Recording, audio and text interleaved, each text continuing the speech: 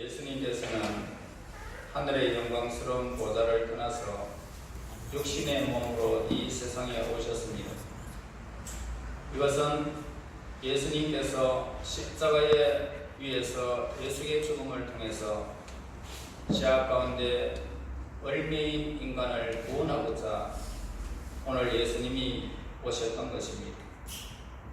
예수님께서는 인간의 모든 아픔과 유혹을 몸소 체험하시는 그 가운데 하나님과 인간의 중보자 역할을 감당하신 것입니다. 이와 같이 인간에 대한 하나님의 사랑은 수상적인 그런 이론이 아니라 구체적인 행위로 저와 여러분들에게 인류에게 나타나게 되었던 것입니다. 그러므로 우리도 이웃을 진정으로 이해하기 위해서는 이웃이 처한 그 상황에 저와 여러분들이 동참해봐야 그 어려움을 우리가 몸소 체험할 수가 있는 것입니다. 예수님 당시에 일부 학자들이나 바리새인들이 잘못된 점이 뭡니까? 그들이 사람들에게 무거운 짐을 지우는 반면에 손가락 하나도 움직이지 않았다라는 것을 우리는 바리새인과 율법 학자들의 삶을 통해서 보게 됩니다. 또한 그들은 사람들로부터 나쁜 평판을 듣고 있는 그런 부류의 사람들이 쉽사리 매도하기는 했지만은 그들에 대해서는 진정으로 동정심을 갖고 같이 아파하면서 고민하는 가운데 문제 해결을 하려고 시도도 거의 하지 않았다 이 말입니다. 그런데 이 본문에서 비슷한 경우들을 우리는 본문에서 발견할 수가 있습니다. 비록 상대적인 의미이기는 하겠지만은 욥은 매우 순수하여 정직하고 경외심이 두터운 그런 인물이었습니다. 그러나 그는 갑자기 자녀들과 많은 재산을 한꺼번에 잃어버리게 되어졌고 더욱이 그는 끔찍한 악창으로 시달리게 되었던 것입니다. 그때 욥은 욥의 친구 세 사람이 와서 그를 위로하게 됩니다. 욥기서 4장 5장에서는 엘리바스의 첫 번째 연설이 기록되어져 있고요. 6장 7장에서는 그 연설에 대한 내용의 답변이 기록되어져 있습니다. 엘리바스는 자신이 욥의 친구라는 입장에서 욥을 위해서 권고하고자 그렇게 했던 것입니다. 엘리바스는 자신이 친구라는 입장에서 권고는 했지만 듣는 입장에서는 전혀 이해하지를 못했다는 사실도 우리는 성경에서 보게 됩니다. 그래서 욥은 그 말을 듣고 도움을 받기는커녕 화가 치밀었고 그들에게 오늘 본문에서 달걀이 흰자만 맛이 있겠느냐 소금이 없이 어떻게 먹겠느냐 그러면서 그런 잘못된 그런 권고임을 가르쳐주고 있습니다. 그래서 욥은 맛없는 음식에 비유하면서 받아들이기가 싫다 그렇게 했던 것입니다. 그것은 엘리바스가 욥이 당하는 고난의 근본적인 이유를 정확히 파악하지 못했기 때문이었다는 것입니다. 우리는 하나님의 백성입니다. 그런데 우리가 하나님의 백성으로서 이웃이 당하는 그런 고통이 무엇 때문에 이런 고통을 당하는 것일까 라고 파악하지 못하고 그저 우리가 파악하지 못한 채 그들을 위로하고 권고할 수는 없는 것입니다.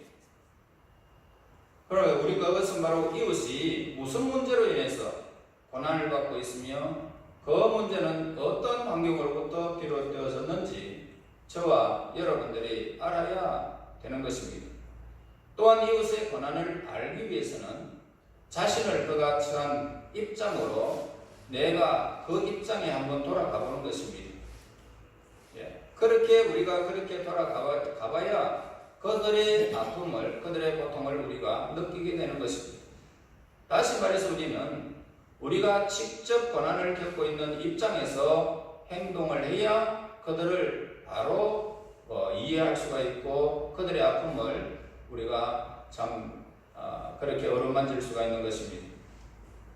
이웃의 고난을 이해한다는 것은 뭡니까? 그들이 고난을 당하여야만 했던 그런 상황을 바로 이해하는 것입니다.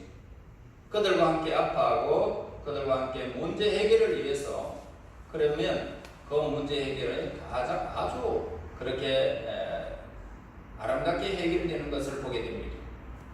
우리는 이웃이 당하는 고난을 이론적으로 파악하는 것으로만 그쳐서는 안 된다는 것입니다. 그래서 우리가 이웃과 동료 의식을 갖기 이전에 그들의 고난을 이해할 수 있느냐라는 것입니다. 히브리서 기자는 범사의 형제들과 같이 되심이 마땅하도다. 형제들과 같이 되라. 히브리서 2장 17절에 기록하고 있습니다. 자, 예수님께서는 인간들과 같이 되어서 이 땅의 육신의 모습으로 저와 여러분들 앞에 나타나셨습니다. 그렇기 때문에 인간이 당할 수 있는 모든 고난을 몸소 겪으실 수가 있었던 것입니다. 또한 예수님께서 40일 동안 금식하셨습니다. 그것 때문에 우리 인간이 배고픔이 뭔지, 그렇게 배고픔에 시달리는 사람이 어떠한지를 예수님은 40일 동안 그것을 몸소 아셨던 것입니다. 또한 예수님은 온갖 질병으로 신음하는 사람들과 귀신 들려 괴로워하는 사람들을 보고 측은히 여기시면서 그들의 병을 고치시고 귀신을 물리치셨습니다. 이와 같이 예수님께서는 이웃의 아픔을 외면하지 않았다는 사실을 우리는 예수님을 통해서 보게 됩니다. 예수님께서는 자비하십니다. 충성된 대제사장으로서 백성의 죄를 구속하셨고 시험받아서 고난을 당하는 자들을 위로해 주시고요, 말씀과 능력을 통해서 본질적인 우리 인간의 죄의 문제를 해결해 주신 것입니다. 이웃이 무엇입니까? 우리의 일상생활에서 가장 가까이 접촉하고 관계를 맺는 사람이다 라고 그렇게 말할 수 있는 것입니다. 우리에게는 그들을 섬기면서 사랑해야 할 그런 의무가 우리에게는 있습니다. 그러나 그 의무는 일방적인 것이 되어서는 안 된다는 것입니다. 서로가 공동의 그 의무와 책임을 느끼고 서로 먼저 섬기고 사랑하기를 힘쓸 때 아름다운 인간관계가 형성되어지는 것입니다. 만약 이웃이 공경에 처하게 되어 있어서 어려움을 겪는다면 우리는 이웃에 처해 있는 그런 상황을 바로 알고 이웃과 함께 아파하고요, 이웃과 함께 문제 해결하려는 노력을 저와 여러분이 기울여야 하는 것입니다. 예수님께서는 이 점에 있어서도 우리에게 가장 훌륭한 모범으로 우리에게 보여주셨습니다. 우리가 예수님께서 보여주신 이 모범을 따른다면 서로 오해하거나 잘못된 일은 발생하지 않을 것입니다. 자, 6절 전반전에 보면은 싱거운 것이 소금 없이 먹겠느냐라고 그렇게 말합니다. 음식에는 반드시 있어야 할 것이 소금입니다. 그래야 그 음식이 제맛이 나는 겁니다. 산의 진미도 소금이 없이는 아무리 좋은 음식일지라도 그냥 싱거우면 아무런 맛을 낼 수가 없습니다. 그러므로 소금은 인간의 식생활에 필수 불가결한 그런 조미료다라고 할 수 있습니다. 그런데 어떤 것들은 그 자체만으로 맛이 나기 때문에 다른 것을 첨가시킬 필요가 없는 것들도 우리 주변에는 많이 있습니다. 예를 들면 설탕과 같은, 꿀과 같은 이런 것들은 그 소금이 없이도 그 맛을 내게 됩니다. 이와 같이 우리가 살아가는데 특별한 노력을 들이지 않아도 해낼 수 있는 일들이 있다 이 말입니다. 그러나 의미 있는 일들이 이루어지는 데에는 반드시 노력의 대가가 지불되어져야 된다는 사실을 우리에게 일러주는 것입니다. 예를 들면 어린아이에 대한 어머니의 사랑입니다. 우리가 어린아이를 돌보는 어머니를 자세히 감찰해보면 어머니는 어린아이를 시중되는 일로 인해 가지고 몹시 자기의 생활은 없고 분주하게 그렇게 생활하게 됩니다. 어머니는 어린아이를 위해서 자질구레한 일들을 해야 합니다. 그리고 밖에서 일을 하다가도 아이가 울면은 어떻게 됩니까? 어머니는 그걸 멈추고 어린아이에게 막 달려갑니다. 그리고 아이가 왜 우는지를 알고 아이가 울지 않도록 조치를 취하는 겁니다. 아주 구체적이죠. 또한 하루에도 몇 차례씩 아이가 젖을 주어 아이가 제대로 자라는데 부족함이 없도록 배고파서 울면은 또 젖을 주고 그러면서 아이를 키우게 됩니다. 만약 아이가 갑자기 열이 높아지면 어떻게 됩니까? 그렇게 막 울면은 머리를 만져보고 열이 나는구나. 급히 병원으로 달려가서 진찰을 받게 됩니다. 우리가 얼핏 보기에는 이러한 일들이 몹시 귀찮고 짜증스러울지 모르겠습니다. 그러나 아이의 엄마는 전혀 귀찮아하지 않는다 이 말입니다. 왜냐하면 엄마는 자신이 낳은 아이를 사랑하기 때문입니다.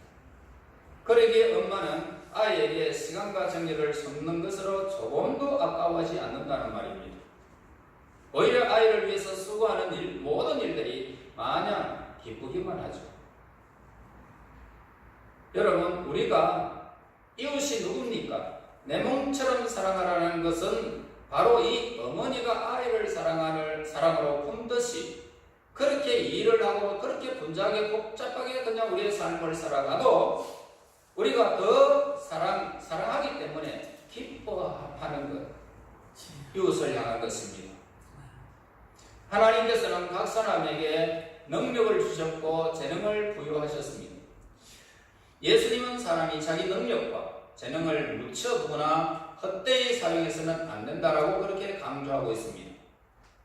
우리는 우리가 가진 능력 그리고 재능에 적합한 직업을 선택해서 그 일을 위해서 노력을 우리는 다 해야 하는 것입니다. 지겨워해서 안 되는 거죠. 아이를 키우면서 지겨워가지고 아이고 또 운다 그러면서 엉덩이를 찰찰 때리면 되겠습니까? 아니죠. 엄마는 그렇게 하지 않습니다. 왜 그러냐고. 자, 우리가 직업을 선택해서 일을 할 때에도 내가 아이를 다루듯이 사랑으로 하는 것입니다. 모든 것을 사랑으로 하게 되면 우리는 힘들지 않는다는 것입니다. 이러한 직업은 하나님께서 주셨기 때문이죠. 하나님이 주신 직업에는 우리가 지겹지 않습니다. 그러므로 우리가 하는 일이 하나님께서 주신 것이라는 의식을 가지고 일을 하면 즐거운 것입니다. 기쁜 것입니다. 행복한 것입니다. 성경 여러 곳에 겨루고 나태한 사람들이 오늘 책망받는 모습들을 기록하는 모습을 보게 됩니다. 겨른 사람은 하나님께서 맡겨주신 일을 소홀히 했기 때문에 하나님께 죄를 범하는 것입니다. 따라서 신앙인은 직업을 통해서도 믿지 않는 이들에게 모범이 되어져야 된다 이 말입니다. 우리는 자신과 이웃을 위해서 일하는 것이 아니라요, 그들을 위해서 일하는 것이 아닙니다. 먹고 살기 위해서 이웃을 위해서 일하는 것이 아니라 하나님의 영광을 위해서 하는 거예요. 하나님의 영광을 위해서 우리는 일하는 겁니다.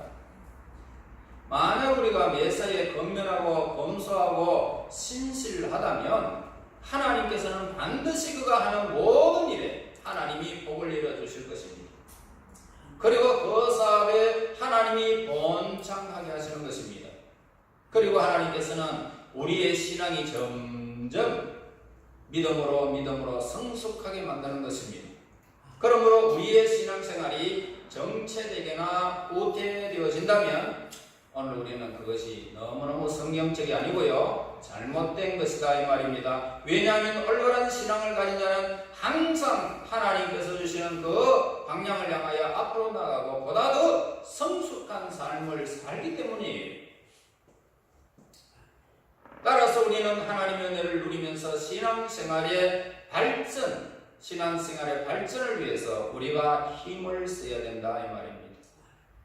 말씀도 읽지 아니하고 집에서 그냥 마냥 먹고 자고 하다가 교회 와가지고 예? 졸고 그러면 되겠습니까? 그지요? 여러분, 우리가 이 땅에 살아가는 동안에는 고난이 끊이지 않아요. 좋은 일이 있다가도 고난이 또 있고 또 고난이 있습니다. 평안한 세상이 이 세상에 어디에 있느냐고요. 그렇지만 우리는 고난을 당할 때에 그것을 허락하시는 하나님께 감사할 줄 알아야 된다 이 말입니다. 고난은 우리의 신앙이 얼마나 순수하고 진실된 것인지를 시험하는 거예요. 우리의 인격은 고난을 통해서 점차적으로 예수님을 닮아가는 것입니다. 우리의 인격은 고난을 통해서 점차적으로 예수님의 성품을 닮아간다 이 말입니다. 예수님께서도 제자들이요 이 세상에서 고난을 당할 것이다 라고 말씀하셨습니다. 그러나 예수님이 다시 말씀하십니다. 담대해라. 왜요? 예수님처럼 우리는 세상을 이길 수 있기 때문이다 이 말입니다. 따라서 어느 누구든지 고난을 면할 수는 없습니다. 우리는 고난의 과정 속에서 예수님의 인내를 우리는 배우게 되는 것입니다. 그리고 그 후에 완전한 복락을 우리가 영원히 누리게 될 것입니다. 세상에는 인과응보의 법칙이 있습니다. 선한 행위를 하는 사람은 상을 받게 되고 악한 행위를 하는 사람은 벌을 받는다라는 것입니다. 그러나 그것은 일반적으로 적용되는 것이지 절대적인 것으로 되어지지는 않는다 말입니다. 그래서 성경에도 하나님께서는 선한 자를 복을 주시고 악한 자를 심판하신다는 사상이 여러 곳에 기록되어 있습니다. 그러나 때때로 의로운 사람이 고난을 당하는 경우가 있더라는 말입니다. 하나님 앞에 예배 잘 드립니다. 하나님 앞에서 자식들을 향하여 그 제단을 쌓으면서 하나님을 향하는 그런 욥의 경우를 우리는 보게 됩니다. 그런데 의로운 하나님의 사람, 네가 이 세상에서 욥처럼 경건하고 정직한 사람을 보았느냐? 하나님께서 인정하는 욥이었습니다. 우리는 욥기의 처음 부분에서 온전하고 정직하여 하나님을 경외하며 악에서 떠난 자다라고 말씀을 기록하는 것을 1장 1절에서 보게 됩니다. 그런데 엘리바스는 욥이 당한 고난의 성격과 의미를 바로 이해하지를 못한 것입니다. 욥은 본문에서 그 점에 대해서 언급을 하면서 그리고 욥은 엘리바스가 자기가 당하는 이 고통의 깊이와 정도를 알지 못하고 있다. 그러면서 엘리바스에게 말하고 있는 것입니다. 그리고 욥은 자신이 당하는 고난에 대해서 말씀하고 있는데요. 3절 봐요. 바다의 모래보다 무거울 것이라. 그러므로 나의 말이 경솔하였구나 라는 말로 표현하고 있습니다. 욥은 신체적으로 고통을 받고 있습니다. 사탄이 여호와 하나님 앞에 물러가 욥을 쳤기 때문에 그는 발바닥에서 정수리까지 머리끝까지 압창이 나게 됐다는 말입니다. 따라서 욥은 제 가운데 앉아서 기와 조각으로 몸을 벅벅 이렇게 끓을 정도로 너무너무 심했던 것입니다. 또한 4절에서 정신적으로도 심한 고통을 겪었다라고 말하고 있습니다. 자, 5절 보겠습니다. 들나귀가 뿔이 있으면 어찌 울겠으며 소가 꼴이 있으면 어찌 울겠느냐. 이 말은 뭡니까? 나는 울부짖지 않을 수가 없다. 나는 울부짖지 않을 수가 없다. 나는 영육간에 너무 심한 고통을 받고 있음을 신음하지 않을 수가 없다. 들나귀나 소 같은 동물도 먹을 것이 없으면 울부짖는데 나같이 극심한 고통에 처해 있는 사람이 신음하는 것이 당연한 일이 아니겠는가? 누가 이와 같이 고통스러운 상황에서 울부짖지 않을 수 있겠는가? 그런데도 사람들은 나의 아픔과 처지에 이해하거나 동정하지 않고 나를 비판만 하는구나. 그렇게 풀이할 수가 있는 것입니다. 싱거운 것이 소금 없이 먹겠느냐? 달기의 흰 자유가 맛이 있겠느냐? 6절에서 반문하고 있는데 이 말은 욥에게 권고하는 말이 욥에게 별로 도움되지 않는다. 너희들이 하는 말은 나에게는 아무 도움이 되지 않는다. 이런 이야기입니다. 이처럼 엘리바스의 말은 욥에 처해 있는 성을 파가지 못했다 이 말입니다. 따라서 엘리바스는 욥에게 다음같이 말합니다. 욥기서 4장 7절에서 9절에서 욥이 하나님 앞에 죄를 범했기 때문에 당신이 고난을 재난을 당하게 되었다라고 말했던 것입니다. 그러나 욥은 자기는 하나님 앞에서 죄악을 범했기 때문이 아니고 내 양심도 공명정대하다라고 말하고 있습니다. 그러므로 엘리바스의 근거는 정복을 저르지는 못했다 이 말입니다. 7절 보겠습니다. 내 마음이 이런 것을 만지기도 싫어하나니 꺼리는 음식물같이 여김이니라. 여러분, 맛이 없는 음식 입에 대기조차 싫은 것처럼 엘리바스의 말을 고려해 보기도 싫다 이 말입니다. 왜냐하면 엘리바스의 말은 맛없는 음식처럼 무의미하고 부담스러운 것이다 라고 그렇게 말하기 때문입니다. 욥은 스스로 고통을 견디기가 몹시 어려웠지만 스스로 목숨을 끊고자 하는 마음은 없었습니다. 그러므로 욥은 자신이 스스로 생명을 주장하고 주관하고 있는 것이 아니라 자기는 단지 생명을 부여한 사람이다 그렇게 생각을 했던 것입니다. 10절 보겠습니다. 그리할지라도 시작. 그리할지라도 내가 오히려 위로를 받고 그칠 줄 모르는 고통 가운데서도 기뻐하지 않았으면 내가 그것 자신의 말씀을 거역하지 아니하였습니다. 하나님과 인격적 관계에 있다는 것을 잊지 않았다는 것입니다. 그리고 하나님과 떨어질 수 없는 관계에 있다는 것을 선포한 것입니다. 그는 극심한 고통을 당하고 그럼에도 불구하고 하나님을 기억하고 있었다라고 10절에서 말씀합니다.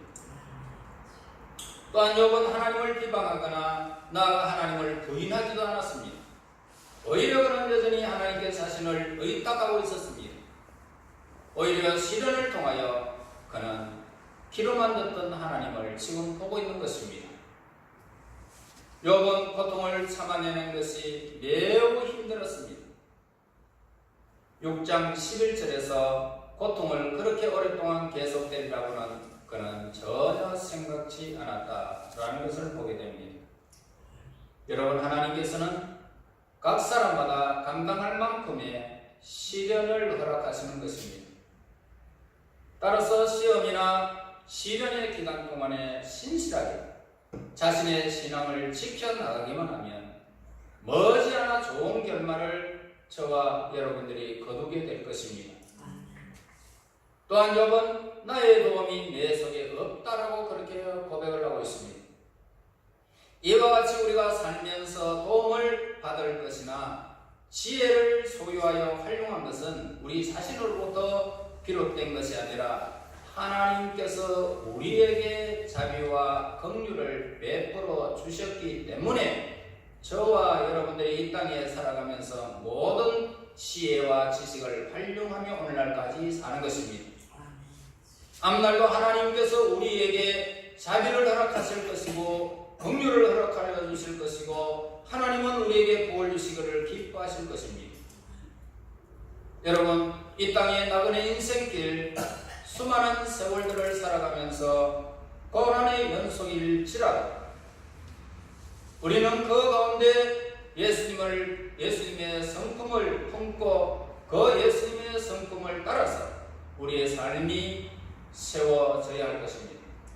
우리가 인내하며 예수님을 섬길 때 이 세상에서는 형통의 복을 반드시 저와 여러분들이 받게 될 것입니다. 하나님 나라에서는 완전한 하나님의 복락을 영원히 우리가 누리게 될 것입니다. 그날이 지금 다가오고 있습니다. 지금 고난이 있다 할지라도 참으시고 다른 사람의 말이 맛이 없어도 그것은 나에게 해당하는 것이 아니라 하나님께서 나에게 허락하시는 것임을 우리는 알고 믿어야 할 것입니다.